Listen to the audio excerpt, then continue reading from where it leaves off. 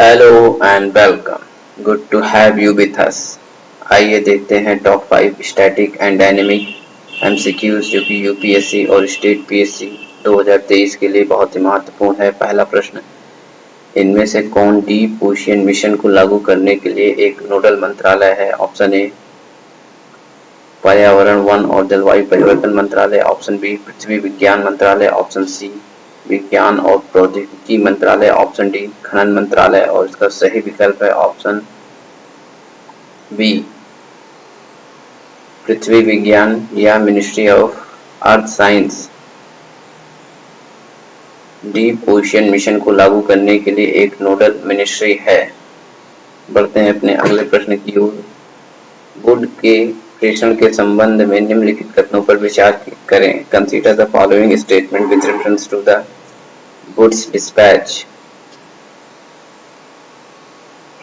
पहला स्टेटमेंट, एक औपचारिक प्रेषण होने के कारण इसे 1854 में भारत के तत्कालीन गवर्नर जनरल लॉर्ड डलहौजी को भेजा गया था। जी हाँ, पहला स्टेटमेंट बिल्कुल सही है। इसे 1854 में तत्कालीन गवर्नर जनरल लॉर्ड डलहौजी के समय भेजा गया था। दूसरा, डिस्पैच ने प्राथमिक विद्यालय से कॉलेज तक भारतीय शिक्षा प्रणाली के लिए भाषाओं में औपचारिक परिवर्तन का सुझाव दिया।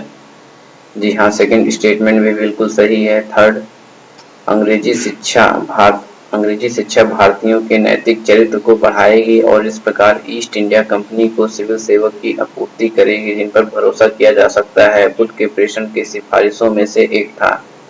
जी हाँ, थर्ड स्टेटमेंट भी बिल्कुल सही है। यहाँ पर ऑप्शन ए तीनों ही स्टेटमेंट वुड्स डिस्पैच के संबंध में बिल्कुल सही है।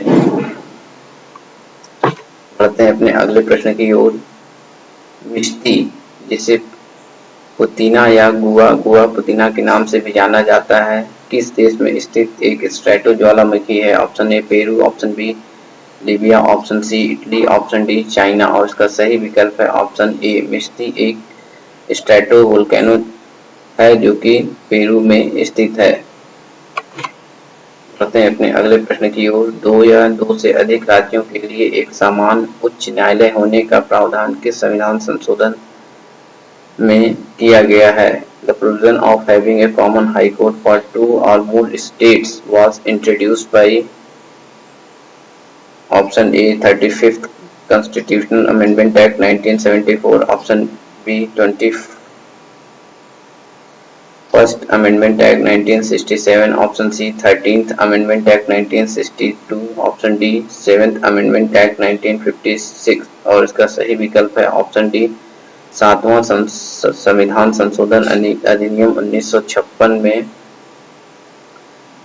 यह प्रोविजन किया गया है कि दो या दो से अधिक राज्यों के लिए एक समान उच्च न्यायालय होने का प्रावधान है।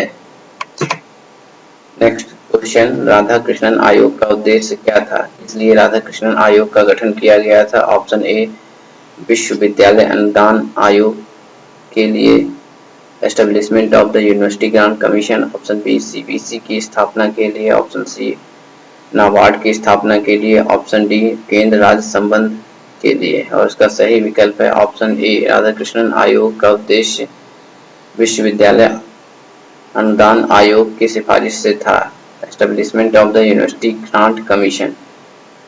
Thanks to all viewers and subscribers of our Last Mile Approach YouTube channel. Please like, share, subscribe and support our initiative.